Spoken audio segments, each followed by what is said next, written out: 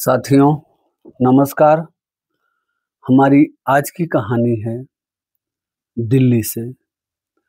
दिल्ली में करोड़पति परिवार की, पूरे परिवार की निर्मम हत्या। साथियों 17 जुलाई 2016 को हापुड़ रोड पर एक नहर में एक लड़की की लाश तैरती हुई दिखाई दी। जब ग्रामीणों ने लाश को देखा तो पुलिस को फोन करके बुलाया गया। पुलिस आई, गोताखोरों की मदद से लाश को बाहर निकलवाई और लाश को बाहर निकलवाने के बाद लाश को पोस्टमार्टम के लिए भेज दिया। साथियों लड़की के जेब में, पॉकेट में, कपड़े में कोई भी पहचान नहीं था कि उसकी पहचान शिनाख्त कैसे की जाए। जहां पर ये लाश मिली थी नहर के किनारे, थोड़ी दूर पर वहीं सुनसान जगह में एक सेंट्रो कार खड़ी थी। वो सेंट्रो कार की मदद से पुलिस को इस लाश की गुत्थी को सुलझाना था। साथियों यूपी पुलिस काफी छानबीन करती है। जो कार का नंबर था उस नंबर के द्वारा उस घर तक पहुंचने की कोशिश करती है कि जिसकी ये गाड़ी है। साथियों उस नंबर के द्वारा उस घर पे पहुंचा जाता है जिस कार का मालिक होता है वेद प्रकाश किरोड़ीमल। वेद प्रकाश किरोड़ीमल के घर पे पुलिस पहुंचती है, उनके घर पे आवाज लगाती है, दरवाजा खुलवाने का प्रयास करती है, लेकिन घर के अंदर कोई नहीं मिला। आस पड़ोस में पूछताछ करने के बाद ये पता लगा कि किरोड़ी लाल हैं जो घर के मुखिया हैं, उनकी पत्नी साधना है और उनका बेटा शुभम है और एक बेटी नैना है। पुलिस वाले ने उस फोटो को दिखाते हैं, उस लाश की फोटो को दिखाते हैं पड़ोसियों को। पड़ोसियों ने तुरंत पहचान लिया, ये तो वेद प्रकाश किरोड़ीमल की 21 साल की बेटी नैना है। साथियों छानबीन चलती रहती है। एक हफ्ते बीत जाते हैं, 15 दिन बीत जाते हैं, महीने बीत जाते हैं। पुलिस जांच को आगे बढ़ाती है, लेकिन जांच आगे बढ़ ही नहीं पा रही थी क्योंकि इसमें सस्पेंस बरकरार था। क्योंकि जो इनके घर के मुखिया थे, जिस घर की ये बेटी थी, घर के सारे लोग गायब थे। घर के सारे लोग गायब थे, उनके मोबाइल फोन स्विच ऑफ बता रहे थे। पुलिस ने बहुत कोशिश की कि इनकी खोज किया जाए, लेकिन पुलिस फेल हो गई, खोज नहीं कर पाई। फिर अदालत में जाके, कोर्ट में जाके वेद प्रकाश किरोड़ीमल, उनकी पत्नी साधना, उनका बेटा शुभम, तीनों के ऊपर भगौड़ा घोषित करने का केस डाला। उनको अदालत से भगौड़ा घोषित करवाया। भगौड़ा कोशिश करवाने के बाद ये केस बंद हो गई। पुलिस को ये शक था कि यही लोग बेटी की हत्या करके कहीं भाग लिए, पुलिस के डर से कहीं भाग लिए, जो अब कहीं दिखाई नहीं दे रहे हैं। पुलिस ने काफी मेहनत की, ये नहीं कहा जा सकता पुलिस ने केवल बैठी रही। पुलिस ने काफी मेहनत किया, काफी दौड़ भाग किया साथियों, लेकिन उसका निष्कर्ष ये निकला कि किसी का भी कहीं भी पता नहीं चला कि ये लोग कहाँ गए। इनको जमीन खा गई कि आकाश में उड़ गए, कहाँ चले गए ये लोग।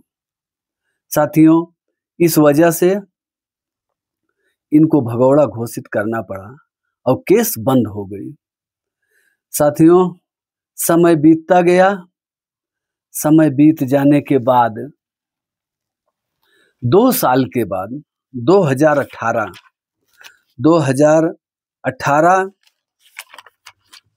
का वो समय आता है जब एक कातिल जिसका नाम है मनोज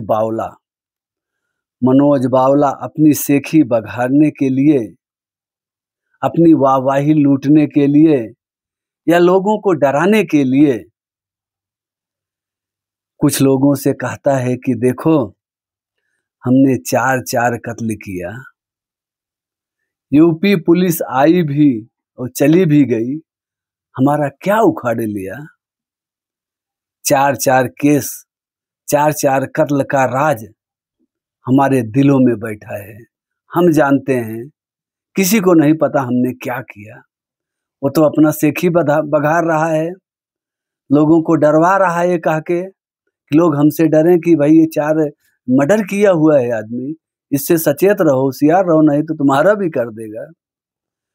वही सेखी बघारने के चक्कर में जिस आदमी से अपनी सेखी बघार रहा था, वही आदमी जाके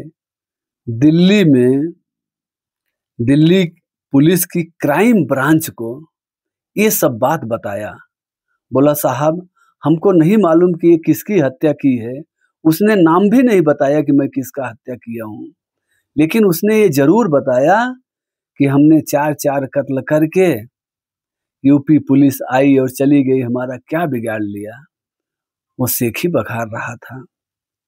साथियों, मनोज बावला ये कहकर अपनी सेखी बघारने के बाद चला जाता है फिर अपने घर के तरफ। वो आदमी जिससे बघार रहा था, वो क्राइम ब्रांच में जाकर सारी बात को बताया। क्राइम ब्रांच के अधिकारी अलर्ट पर आते हैं, अब मनोज बावला के पीछे लग जाते हैं, इसको चोरी छुपे इसका लोकेशन पता करते हैं, कहाँ जाता है, कहाँ रहता है। साथियों, जैसे ही पुलिस को ये पता लगा कि ये इस जगह पर है, उसको दबिश देके पकड़ने ही वाली थी कि वहां से भाग निकला। और भाग निकलने के बाद इसका रोड एक्सीडेंट हो जाता है, जिसमें इसकी मृत्यु हो जाती है। मनोज बावला मारा जाता है एक्सीडेंट में। अब पुलिस के पास एक ही कड़ी थी, मनोज बावला, वो मर गया।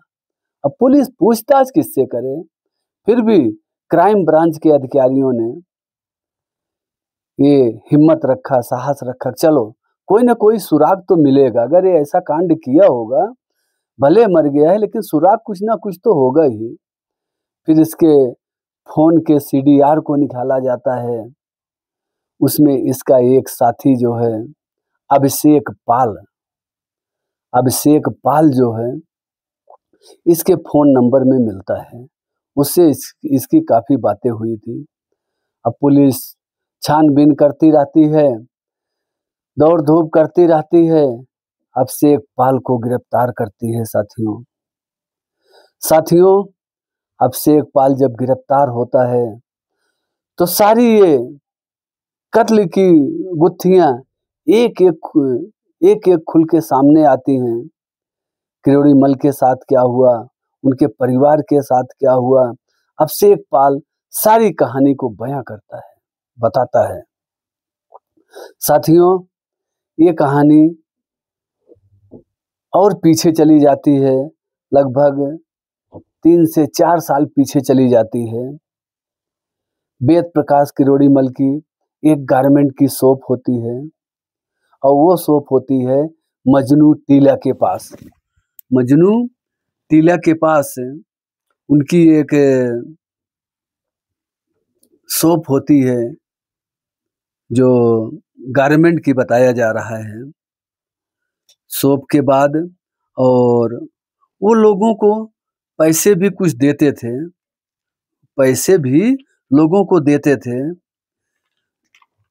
साथियों, ये किरोड़ीमल का दिल्ली की वजीराबाद में इनका मकान था और मजनू टीला के पास इनका गारमेंट की दुकान थी और ये फाइनेंशियल का भी काम करते थे। फाइनेंशियल, किसी को पैसे की मदद की जरूरत हो तो वो भी करते थे, जिसके बदले में ब्याज लेते थे। तो इनका जो है काम बहुत ही अच्छा चल रहा था और उसी गारमेंट शॉप पर रितेश कटियार और अभिषेक पाल ने नौकरी कर रही थी। मतलब ये दोनों नौकर थे वेद प्रकाश जी के यहाँ। ये दोनों नौकर थे, नौकरी कर रहे थे उनके गारमेंट की दुकान पे और इनका बिजनेस बहुत अच्छा चलता था। अच्छा, ये एक बात है साथियों, जैसे अभी गांव में देखिए, देहात में देखिए, शहर में देखिए, कहीं भी देखिए, अगर आप आगे बढ़ रहे हैं तो आप अपने मेहनत परिश्रम से आगे बढ़ रहे हैं। आप किसी का चोरी तो नहीं कर रहे हैं ना, आप अपनी परिश्रम की कमाई खा रहे हैं। तो सबसे पहले अगर जलन करेगा कोई तो आपका अपना ही जलन करेगा। अब आप ये बात को एकदम गौर कर लीजिएगा और नहीं यकीन है तो आप कुछ ऐसा करके देखो कि आपके घर वाले, आपके पड़ोस वाले, आपके गांव वाले आपसे जलन करना चालू कर देंगे। जो भी इंसान आपको बहुत प्रेम से, बहुत प्यार से बोलता था ना, वही एक दिन आपका दुश्मन बनेगा। ये बात को गौर रखिएगा। हम ये कहते हैं कोई आदमी आगे बढ़ रहा, अच्छी बात है, हम उसकी जलन क्यों करें? हम उसकी बराबरी करें, उससे आगे जाने की सोचें। हम उससे जलन क्यों? जलन आप अपने में ही जल के खाक हो जाएंगे। वो इंसान तो दिन दुगना रात चौगुना बढ़ ही रहा है ना अपनी मेहनत की कमाई से। तो दोस्तों, ये बात 100% है। अगर आप आगे बढ़ रहे हैं तो आपका पैर खींचने वाला कोई विदेश से नहीं आएगा, कोई बाहर से नहीं आएगा, आपके परिवार घर से ही होगा। हमारा यहाँ कहने, परिवार घर का कहने का मतलब ये है कि जिस दुकान में वो नौकरी करते थे लोग, गारमेंट की एक शॉप थी, दुकान थी, उसमें जो नौकर काम करते थे वही इनसे जलन करते थे, क्योंकि ये आगे बढ़ रहे थे। रोज का इनका लाखों का बिजनेस था। साथियों, समय आया, एक समय ऐसे आया कि जो विनय कटियार है, ये अभिषेक पाल और रितेश कटियार, ये लोगों ने 9 लाख रुपया जो है, 9 लाख रुपया किरोड़ी मल जी से लोन पे लिए कि साहब हमको थोड़ा पैसा दे दो, हम भी बिजनेस करना चाहते हैं, हम भी आगे बढ़ना चाहते हैं, आपका जो पैसा होगा, जो महीने की जो किस्त होगी उस हिसाब से हम चुकता कर देंगे। ये लोग पैसा लिए और पैसा भर नहीं पा रहे थे। 2-4 महीना दिए, अपना इन्होंने अपनी दुकान भी खोल ली पार्टनर में। दुकान इनकी पहले चल रही थी, बाद में इनकी दुकान भी चलना बंद हो गई, चल ही नहीं रही थी। फिर इनको जो है पैसा देने में दिक्कत आने लगी। धीरे धीरे करके कुछ समय जाते जाते इनकी दुकान ही एकदम ठप हो गई, दिन का एक भी ग्राहक ना आए। अब ये अपना खर्चा चलाएं कि दुकान का खर्चा चलाएं कि वो लोन का पैसा दें, बड़े संकट में फंस गए। और वेद प्रकाश जी इनको बीच बीच में टोका करते थे, भाई पैसा दो, बहुत लेट हो रहा है। कुछ पैसा इनका छोड़ भी दिए, चलो इतना कम दे दो, आप हमारे यहाँ नौकरी करते थे, हम आपका इज्जत सम्मान करते हैं। कुछ पैसा छोड़ भी दिए, तो भी ये नहीं दे पा रहे हैं। उसके बाद में लोगों ने एक प्लान बनाया कि हम तो पैसा इनका वापस नहीं कर पाएंगे। ऐसा करते हैं कि हमारे रास्ते के कांटे यही हैं। वेद प्रकाश जी जो हैं, वेद प्रकाश किरोड़ी लाल जी को ही रास्ते से क्यों ना हटा दिया जाए। जब ये रहेंगे ही नहीं तो हमसे पैसा मांगेगा कौन? जैसे देहात में कहावत कहते हैं ना, न रहेगी बांस न बजेगी बांसुरी। अब उस बात को लालच में लाके किरोड़ी मल का जो छोटा बेटा है शुभम, उसको कहते हैं कि तुम्हारा पिताजी गाड़ी चलाता है, तुम बिना गाड़ी, तुमको ड्राइविंग भी नहीं आती, कोई काम हो, कहीं जाना हो, आना हो, तुम ले ही नहीं जा सकते गाड़ी को। फिर एक दोस्ती उनके बेटे से और बनाते हैं, बोलते हैं चलो मैं तुमको गाड़ी सिखा देता हूँ।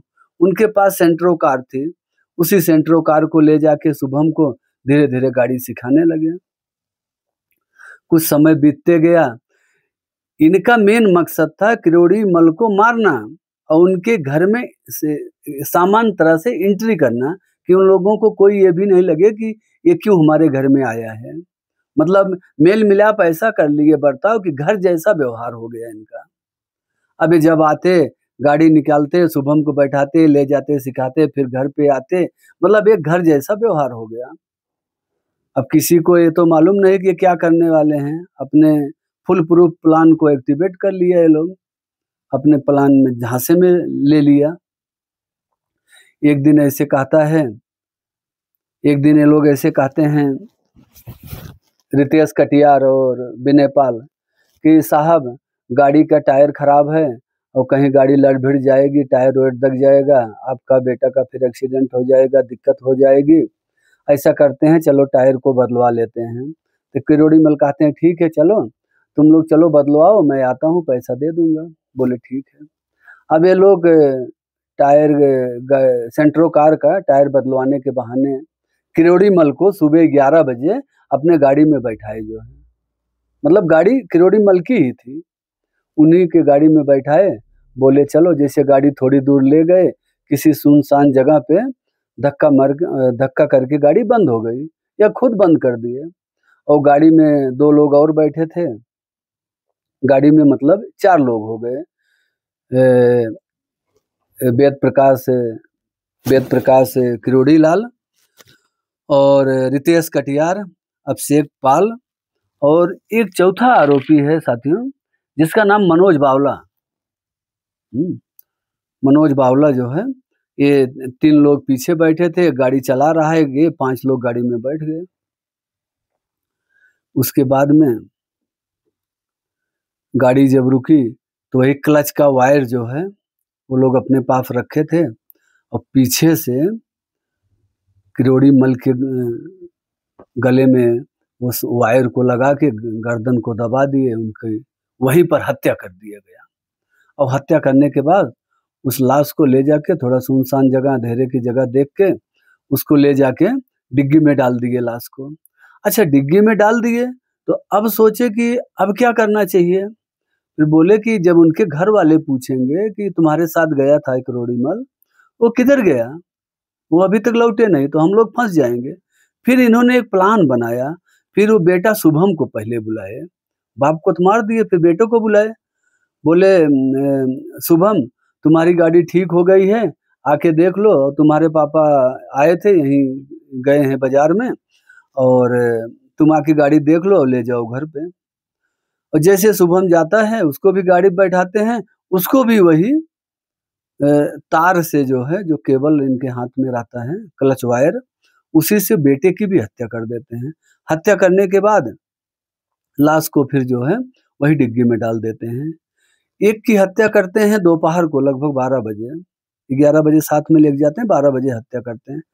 दूसरे की हत्या करते हैं बेटा का 4 बजे, और फिर शाम को जब 6-7 बजता है तो माँ साधना को फ़ोन करते हैं, उनकी वाइफ को फ़ोन करते हैं कि भाभी किरोड़ी मल का साहब का एक्सीडेंट हो गया है और इस हॉस्पिटल में हम लोग लेके जा रहे हैं, तुम जल्दी आ जाओ।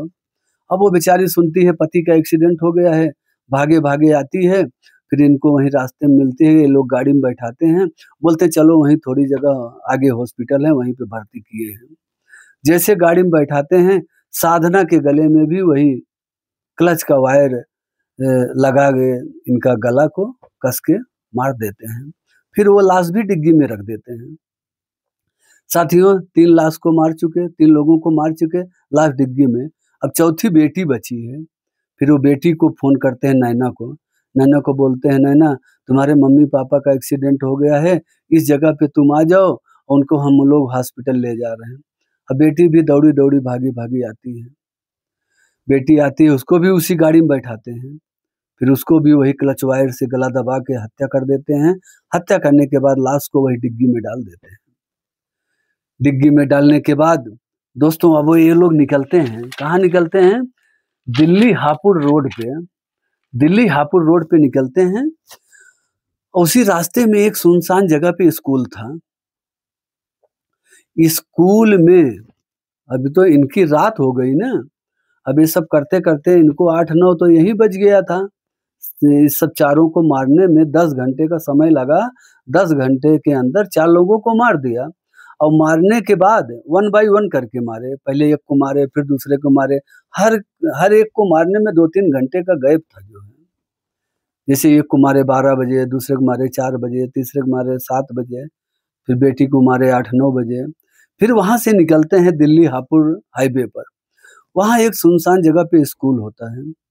फिर ये लोग ये लाश को ले जाके उसी स्कूल के किसी कमरे में छुपा देते हैं और वहां छुपा के ये लोग अपने घर चले आते हैं। और जैसे सुबह होता है फिर ये लोग जो है भाग के वही स्कूल पे जाते हैं, सेंट लेके जाते हैं और कोई कारपेट है, कोई कंबल है, हाँ कुछ लेके जाते हैं। उसी में चारों लाश को लपेटते हैं और लपेट के वहीं थोड़ी दूर पे जो नहर है जो है बड़ी हापुड़ रोड पे, उस नहर में चारों लाश को डाल देते हैं। चारों लाश को डाल देते हैं।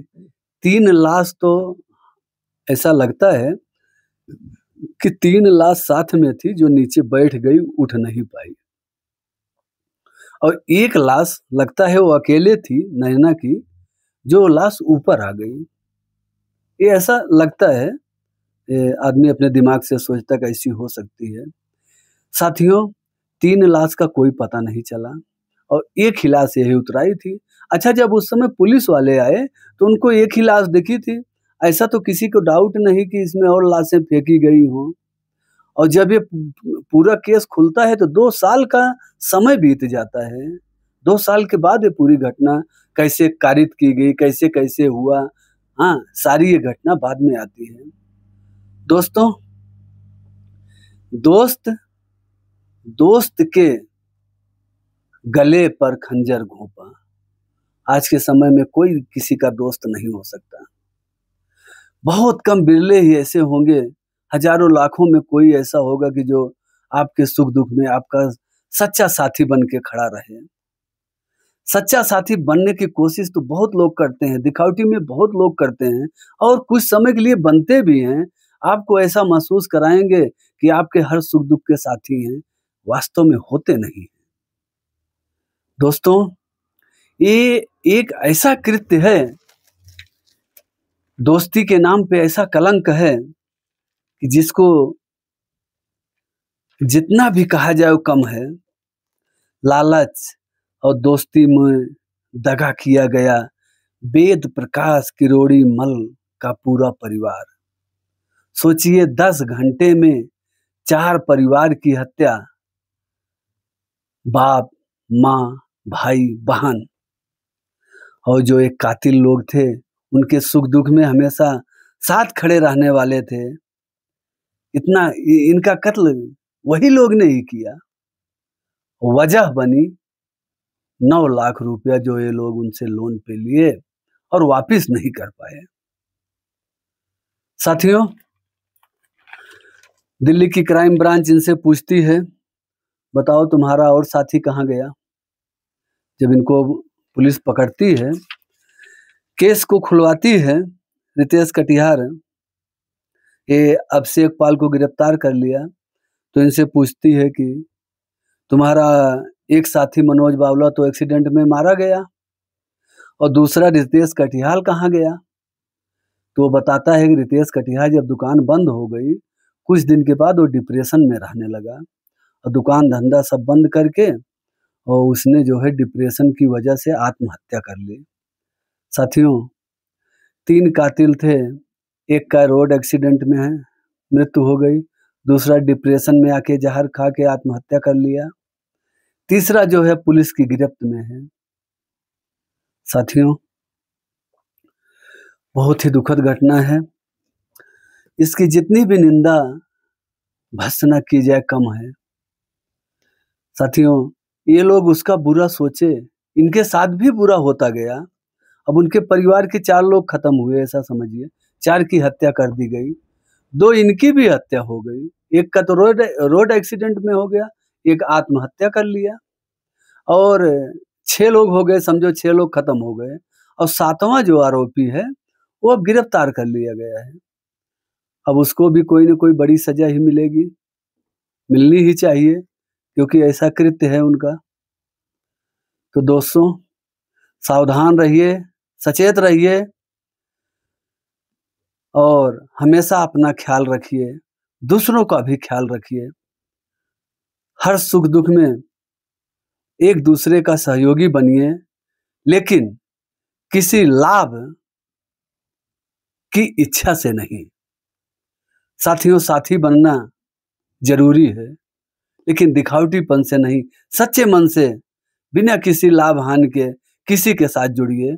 उसमें अपना मात्र लेश भी ये मत सोचिए कि हमको ये लाभ हो जाएगा इसके साथ जुड़ने से। दोस्तों, आप लोग अपनी कहानी देखने के बाद जो भी आपका विचार हो कमेंट बॉक्स में लिखिए और हमारे चैनल को लाइक करिए, कमेंट करिए, सब्सक्राइब करिए, शेयर करिए दोस्तों, क्योंकि हमारा नया-नया चैनल है। आप सभी साथियों की सख्त ज़रूरत है हमें इस यूट्यूब चैनल को आगे बढ़ाने के लिए। साथियों, फिर मिलते हैं एक नई कहानी के साथ। तब तक के लिए जय हिंद, जय भारत, वंदे मातरम।